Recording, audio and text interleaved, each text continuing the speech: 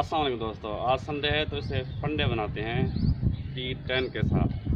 कुछ target shooting करते हैं 50 यार्ड पे और उसे स्लो मोशन में रिकॉर्ड करके देखते हैं क्या रिजल्ट होता है।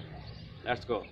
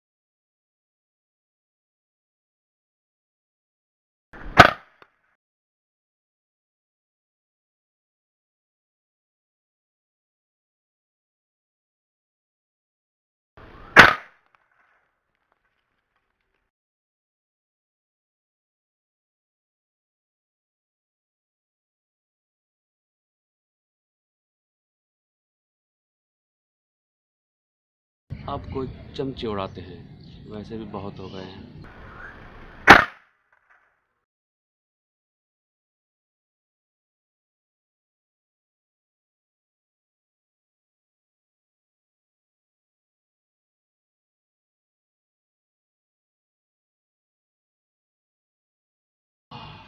ठंड पड़ गई। और आखिर में दोस्तों, अगर आपने गंद किया है तो उसकी सफाई भी आपको ही करनी पड़ेगी।